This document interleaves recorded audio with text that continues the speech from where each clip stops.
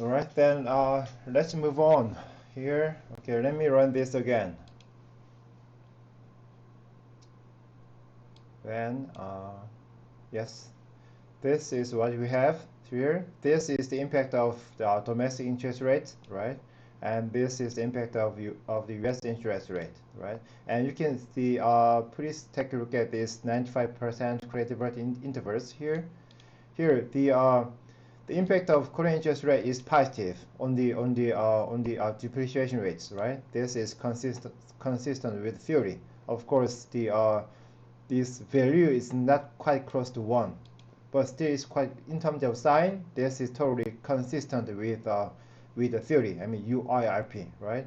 And then this, and we can say this is significant because these 95% credibility intervals do not contain 0, right? Here, this from 0.5 to 2.3, right? Here, and the impact of the or the effect of the U.S. interest rate is negative, and then also the 95% credit intervals are almost negative, right? And then and also the how to interpret these findings. Okay, here again, this is the effect of the Korean interest rate on the depreciation rate is 1.4 on average, but it's not always 1.5, right?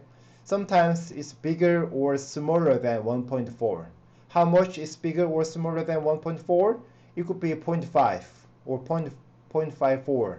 Or if it's big, then it could be big as much as the 2.3, right? 2.31, right? This, right? So this is the possible ranges of the effects of the current interest rate on the depreciation rate, and same for the U.S. interest rate.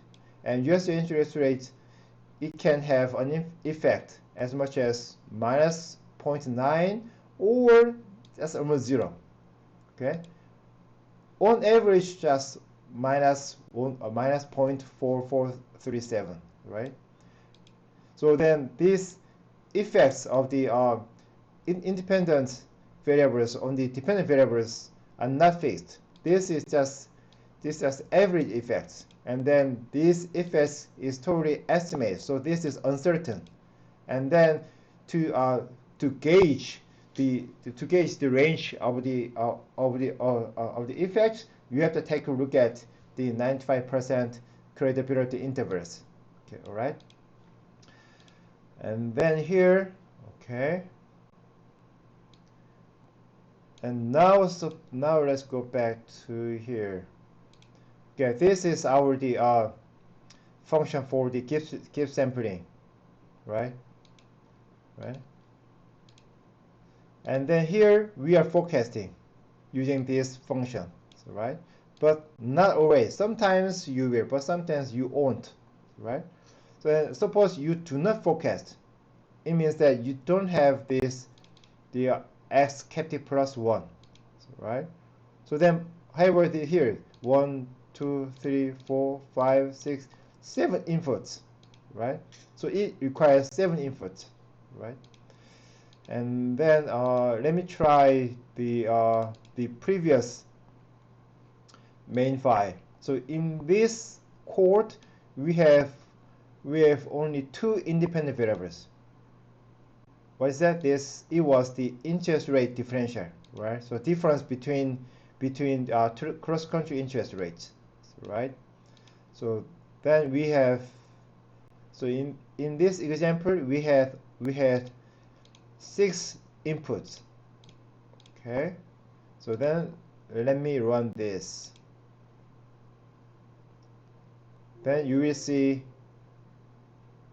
an error message like this here. Can you see this? Not enough input arguments, right?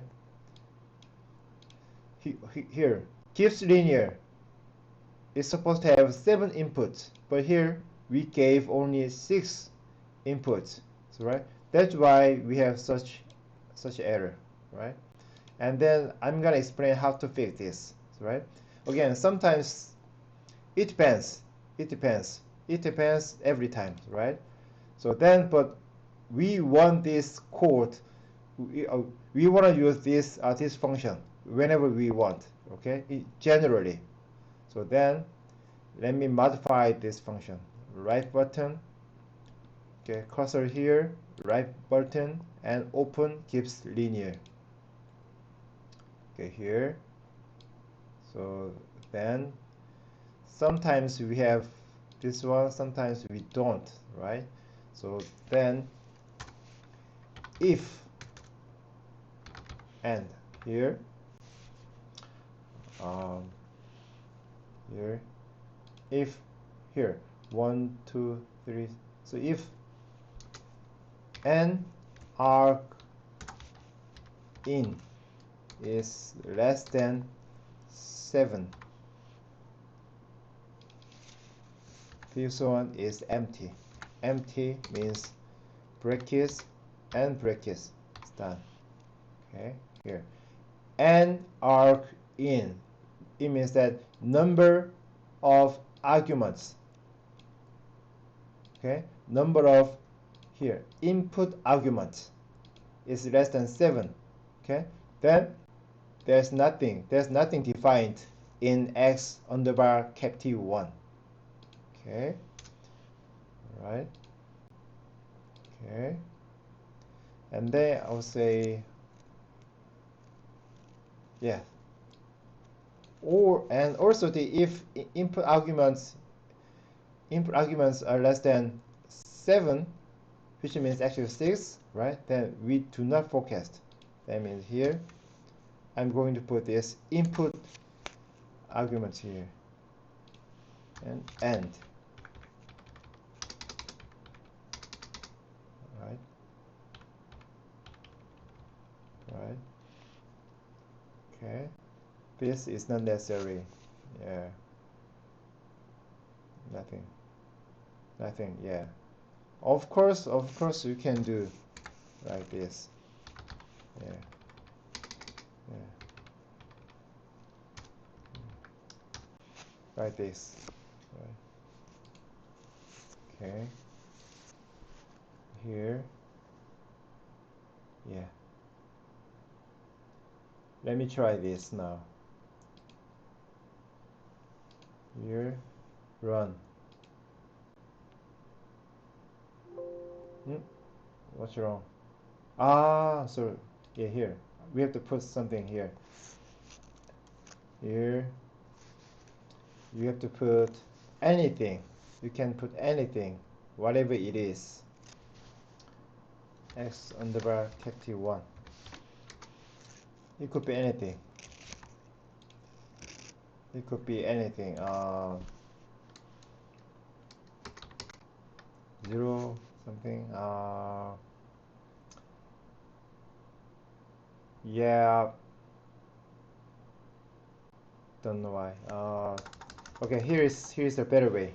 Okay, let me move this. Okay, let me remove this. And okay, I'm gonna move this here. Here. Okay. And now let me try. Okay. 1 2 3 4 5 6. Okay. Let me try. Okay, Y to here. 6 7. Sorry. It's not less than 7. Okay, it's larger than 6. Sorry. Yeah. Okay.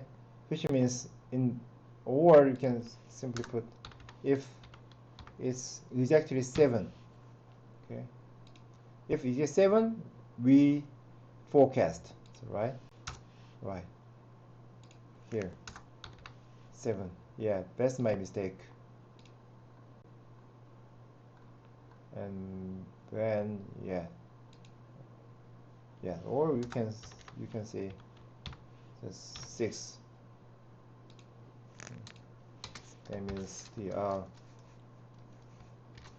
not forecasting.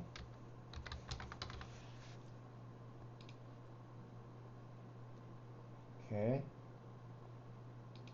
Now let's run this. Yes. Again. Yeah, right. And then here in this code, we had to move x capital 1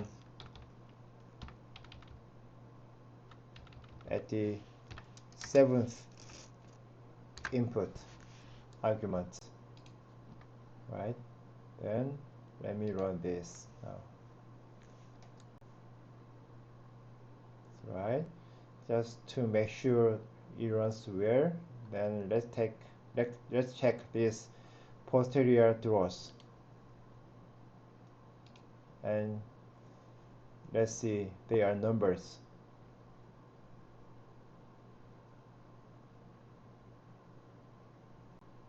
It should be zeros.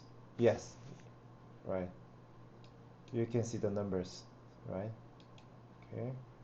And just in case you don't have this, and let me run this, then we don't forecast, right? We don't forecast, right? So then let's check this.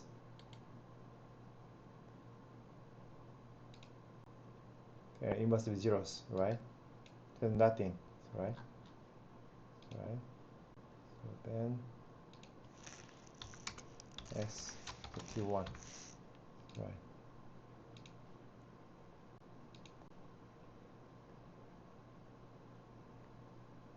Yeah, looks good. Please try now.